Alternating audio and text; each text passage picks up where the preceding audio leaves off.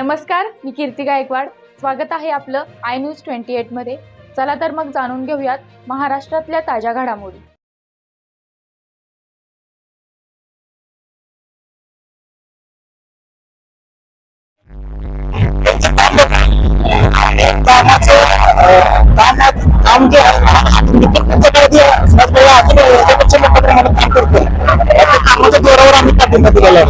तुमच्या आठवड्यातून दादांना देशमुख होते आणि ना आपला विजय सर्वोपरी दिसत होता. त्यामध्ये काय सांगाल त्याबद्दल?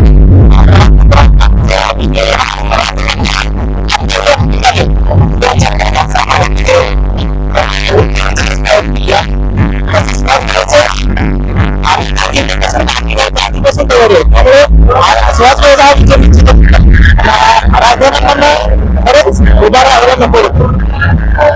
काही लोक म्हणतात हे राजकीय खेळी त्यांना कोणीतरी फुसलावून देण्याने उभं करण्याचं अर्ज करण्यास याबाबत काय सांगू शकतो?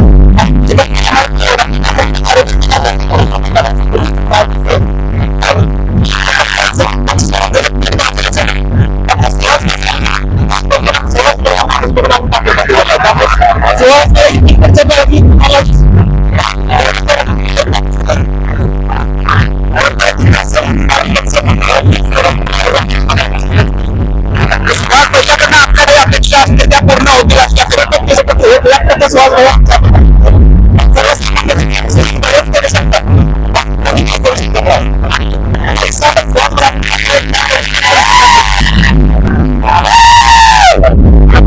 या विजयाच्या लाट मध्ये सर्वात जास्त वाटा लाडकी बहिणीचा, याबद्दल काय सांगू शकाल? लाडकी बहिणीचा आता आहेत बरं का. पाणी रस्ते जे काही असतात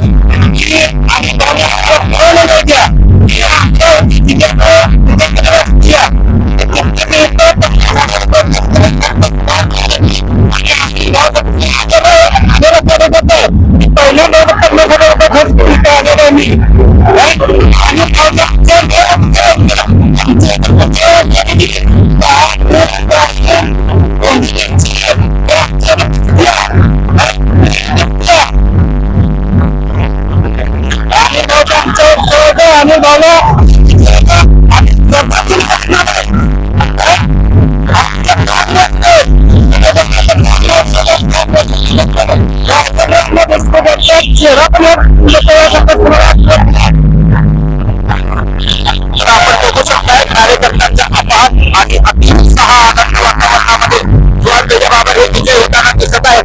इंडिया न्यूज 28 पुणे विभाग प्रमुख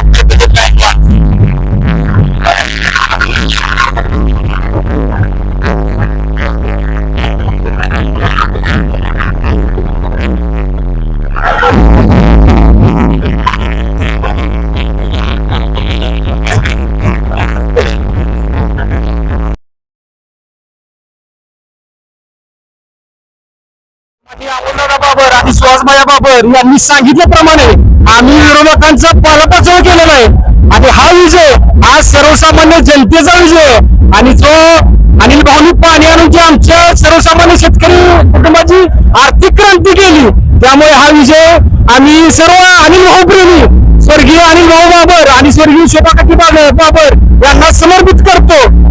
आणि पहिल्या 70 ते 75,000 मतांनी निवडून येतील याची आम्हाला 100% खात्री आहे. मतदारसंघाचे शिंदे यांच्या वतीने 2024 आमदारकीच्या मैदानात पहिल्यांदाच युवा नेते सुहास बाबर यांना टक्कर देण्यासाठी पिढ्यांच्या नॉलेज घेऊन मैदानात उतरणारे प्रबोधना पाटील मागं असून त्यांना मागं टाकत सुहास बाबर हे आघाडीवर चालून चालत असून मतदारसंघातील छोट्या मोठ्या संघटनांचे आणि समस्त कार्यकर्त्यांचे सहानुभूतीची लाट त्यांच्यासोबत होती. त्यातच आटपाडीतील काही कार्यकर्ते आपल्यासोबत आहेत. आपण जाणून घेऊया या आनंदामध्ये त्यांचा कितपत वाटा आहे. नमस्कार. सर्वसामान्यांचा विजय आहे. सर्वसामान्यांची आणि सुहास बाबांचं काम आणि